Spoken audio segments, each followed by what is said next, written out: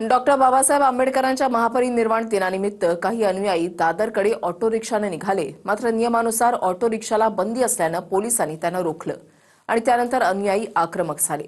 चुनाभट्टीजवळ नेमकं काय घडलं पाहूयात.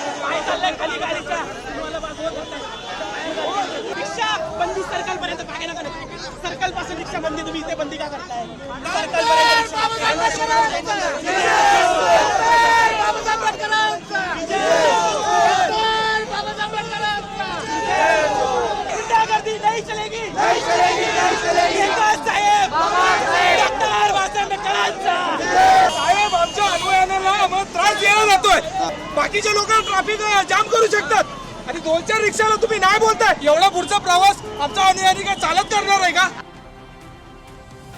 ही दृश्य मुंबईतल्या चुनाभट्टी परिसरातली आहेत. डॉक्टर बाबासाहेब आंबेडकरांच्या महापरिनिर्वाण दिनानिमित्त भीम अनुयायी ऑटो रिक्षानं दादरच्या दिशेने निघाले.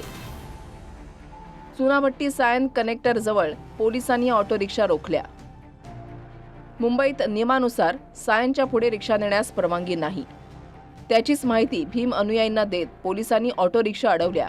मात्र अनुयायींनी तिथेच रास्ता रोको केला.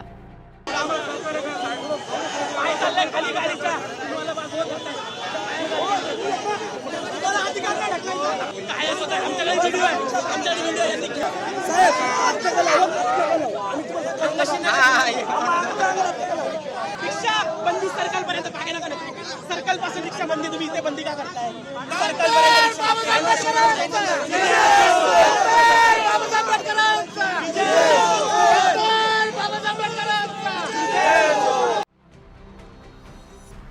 ऑटो रिक्षा घेऊन बाबासाहेबांचे अनुयायी नवी मुंबईतल्या तुर्भेवरून डॉक्टर बाबासाहेब आंबेडकरांना अभिवादन करण्यासाठी चैत्यभूमीकडे निघाले.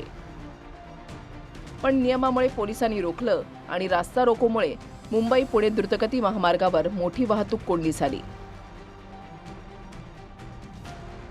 या गोंधळात एका पोलीस कर्मचाऱ्याच्या पायावरून बाईक गेली. पायाला इजा झाल्यानं पोलीस कर्मचारी जखमी सुद्धा झाला. काय झालं?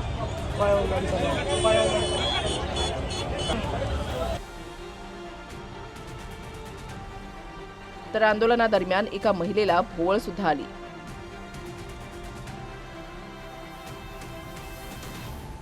दोन तास चाललेल्या या आंदोलनामुळे घाटकोपरपर्यंत वाहतुकीची समस्या निर्माण झाली होती. अखेर पोलिसांनी रिक्षांना दादरच्या चैत्यभूमीकडे जाण्यास परवानगी दिली आणि त्यानंतरच रास्ता रोको मागे घेण्यात आला.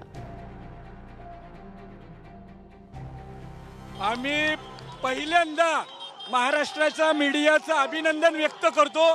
त्यांनी संपूर्ण भीमसैनिकांची भावना जपली, संपूर्ण मीडियाभर दाखवली आणि त्यामुळे फडणवीस सरकारवर दबाव पडला आणि त्यांनी सर्व भीमसैनिकांना दादरला जाण्यास परवानगी दिलेली आहे.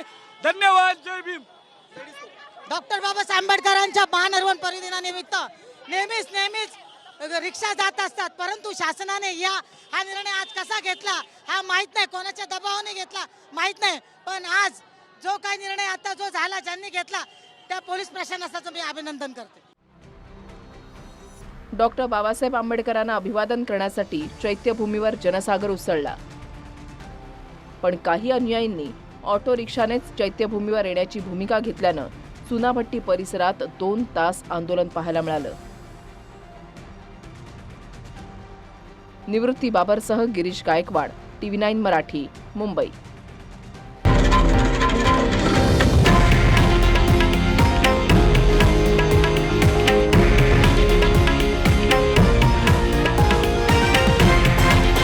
हे आहे देशातील नंबर 1 न्यूज नेटवर्क आणि आपण पाहत आहात TV9 मराठी, एकमेव.